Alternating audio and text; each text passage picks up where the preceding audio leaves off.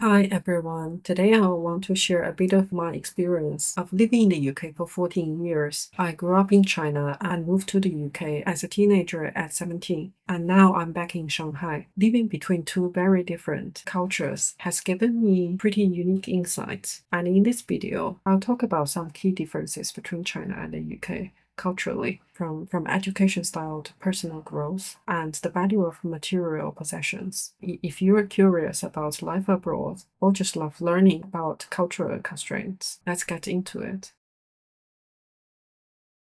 Let's start with education, specifically my experience at Oxford. Oxford is like its own world, very iconic, but also a tiny piece of the British society. Oxford's approach to undergraduate education is all about independence. Classes and tutorials are limited, and students are expected to do a lot of self-study. There's still freedom, but it also requires discipline. The academic year is much shorter than in China, so you have to work smart and manage your time well. Contrast this with Tsinghua or Peking University in China, where students need exceptionally high GPAs to advance to top graduate schools. In the UK, grading is simpler. Most students end up with a 2-1, which translates into 60 to 70 percentage mark. Only the top few get a first class or over 70%, which is like a GPA of 4 in China and the US. Oxford system has pros and cons. On one hand, it's fantastic for cultivating creative, independent thinkers. On the other, guidance is limited, and if you're not interested in academics, you may feel left behind. If you're driven, professors will guide you towards an academic career, but otherwise, you are on your own.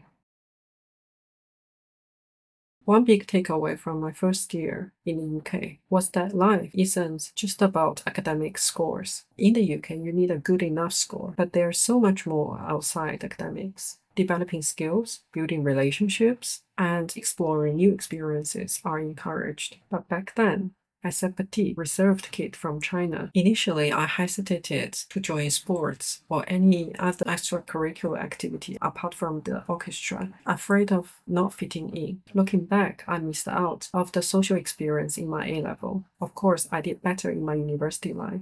Fast forward to my career in finance. Life became pretty one-dimensional again. Exhausted from work, my free time was mostly spent taking walks or watching videos online. Sure, making a good living is important, but I've come to realize that it is not everything. Balancing work with personal fulfillment is something that I'm still learning. We have to ask ourselves, are we just working for a paycheck, or are we also investing in a well-rounded life? Let's talk about success and materialism, something that looks very different in China and the UK. Since the 90s, material wealth has been a huge status symbol in China. Many people value external success markers like luxury cars, designer clothes, and even family vacations that look good on social media.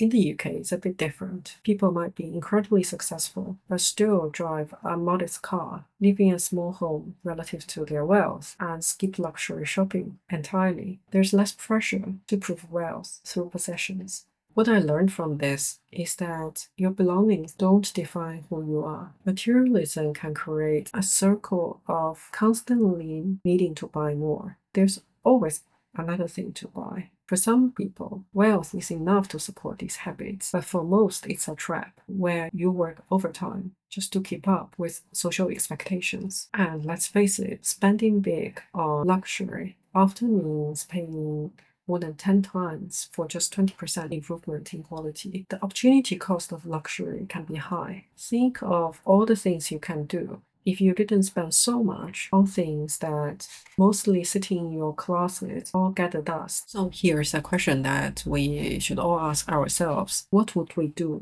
if we didn't spend on things that we don't need? Let's say we've made enough money to live comfortably. What next? This is where purpose comes in. Everyone's answer is different because we all prioritize different things. But there's something universally motivating about having a purpose that goes beyond just making money. This purpose changes over time and often becomes clearer as we go through different life stages. When basic needs are met, what do we work for? For some, it's family. For some, it's achieving something more meaningful for the society. In the UK, I noticed that people often have a strong sense of individual purpose that isn't as tied to their job titles or salary. The ability to step back, to reflect, and find inner peace is something I've come to value. And I think it's an important part of a fulfilled life. Living in both China and the UK has shown me the value of balance. From China, I've gained a strong work ethic and ambition. And from the UK, I've learned the importance of balance, individuality, and focusing less on materialism. My journey has taught me that success is more than wealth, and fulfillment often lies in personal growth, meaningful connections, and a clear sense of purpose. So, whether you're living in one culture or struggling too, think about what really makes you feel happy and fulfilled. Are you chasing a social validation, or are you creating a life that reflects who you are? These aren't easy questions, but they are worth exploring. Thanks for listening to my reflections on life in the UK versus China. If you had similar experiences or are curious about navigating cultural differences, drop a comment. Let's keep this conversation going and see you in the next video. Thank you for watching. Bye.